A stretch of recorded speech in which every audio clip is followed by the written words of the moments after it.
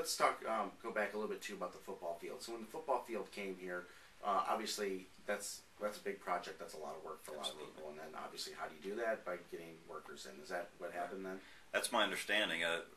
What I heard was that the contractor who got the lowest bidder or the accepted bid was from Los Angeles, and apparently brought in a lot of his workers and their families because it was a long project, and that somehow contributed to the increase in the Hispanic gang culture here. And I think it's interesting to note we were saying before. It's not you point to that specific event and say this is why there's a gang present, but that definitely had a play role. That seemed to play a role in the tipping point of gang activity in Nashville. Prior to that, police officers in Nashville would talk about gangs, and citizens would say, "Oh, there's not any gangs around here." But when you start going to the local Mapco, which is a convenience store, and you see letters written on the side in the Hispanic gang writing, as it were, in paint that are clearly gang graffiti, and you see shoes thrown over a telephone wire, it becomes pretty hard to deny. When you're driving down the highway and the wall that puts up a barrier for sound between the neighborhood and the highway, when those are plastered with gang writings and spray paint with the gang names and things along that, it's pretty hard to deny that they're present and active and want to be seen.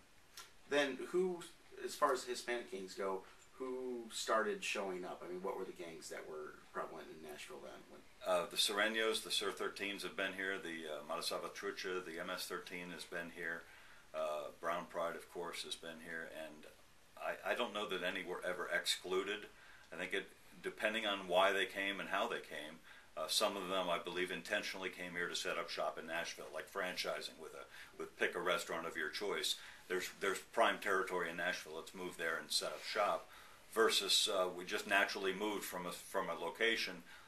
What we were doing back home is this. Let's do that again here and find people who will agree with us to do that and get back to business, as it were. But those were definitely the big three, though.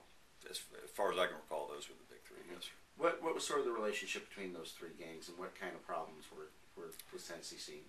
What you find with rivalries, even with gangs from a similar, and they're not obviously the same ethnic group. There are differences between El Salvadorians and Mexicans and Colombians and Brazilians, and just because they're not North Americans, you're going to see rivalries. You're going to see rivalries between some factions of the same general gang. So with those, there's going to be some rivalry. If they're turf-oriented, which many of them have that tendency, that's the first generation of gangs, then there's going to be some concerns over turf and some fighting. But for the most part, they end up. Nashville was so big early on that there didn't seem to be that much. They had their own section of town, but they didn't necessarily, not like in other cities. They didn't fight over turf as much because there was so much to choose from. There were so many options. Expansion was brand new. We were just starting to see it, and so there didn't seem to be that many battles. You could always point out that one section or another was more populated by this gang or more populated by that gang, but for the most part, the rivalry and the business, their business, which was selling drugs and stolen property and things of that nature. But it wouldn't be like another city where from. So, white shirt. I'm trying to take a little bit of that light off of it.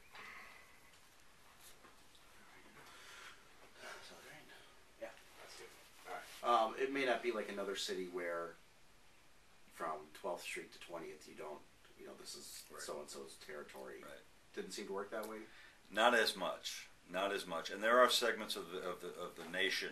When you look at the primary foundation of many of our gangs, we see Chicago and Los Angeles.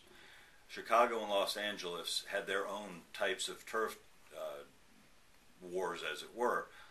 But when those gangs moved, they didn't always bring that focus on turf with them. They didn't mind overlapping. Now there might be some combat in the streets, but they didn't necessarily have as much of a focus. Mm-hmm. So let's talk specifically about that. Let's start with MS-13.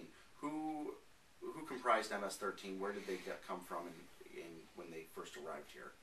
I don't know where they originated from.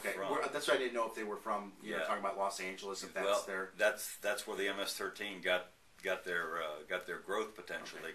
They when they were back several years ago, obviously, when they came from El Salvador to Los Angeles, they were sent back with the expertise. Now that it's as if they'd gone to the advanced course or to the university to learn gangbanging in Los Angeles.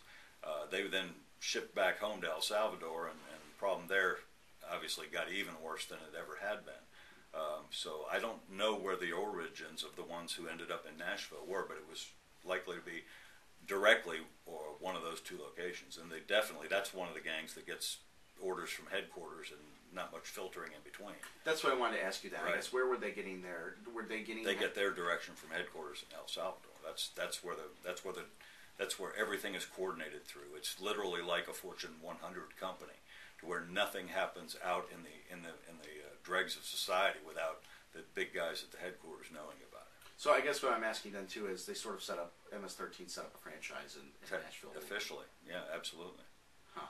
So and then how about the Surenos then? Do the Surenos have a base of operations elsewhere, or do they do the same thing here, or no? Theirs is more still in Southern California, because when they come here, they have the Hispanic gangs generally have more of a hierarchy than many of the African American or white gangs, but the Surenos don't have near the organization that the MS-13 do, that the Mata Salvatrucha do.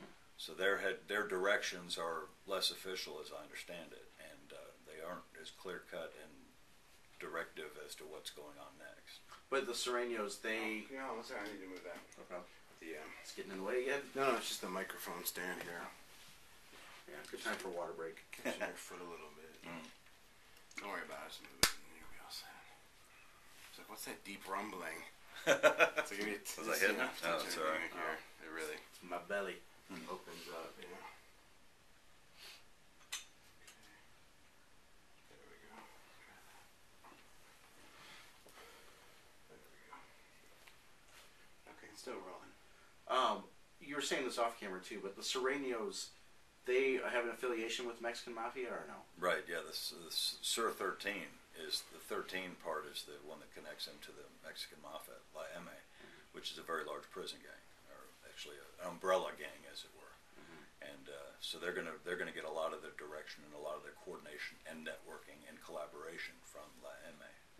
And they are comprised of Mexican or not immigrants necessarily, but Mexican citizens or yeah. people of Mexican descent, and others to some extent. I mean, they aren't as exclusive as the MS-13 are. But MS-13, yeah, could you tell me about MS-13? They really are. They almost check your passport when you join. It's like they run a background check on you, make sure your lineage is where you say it is. And it has to be El Salvador, right. Or does Honduras, or is it sometimes? To some extent, but I think it's mostly El Salvador. Okay. Now, and then the flip side of those guys, Brown Pride, they're Mexican as well, but you said they seem a little more inclusive? They seem more inclusive.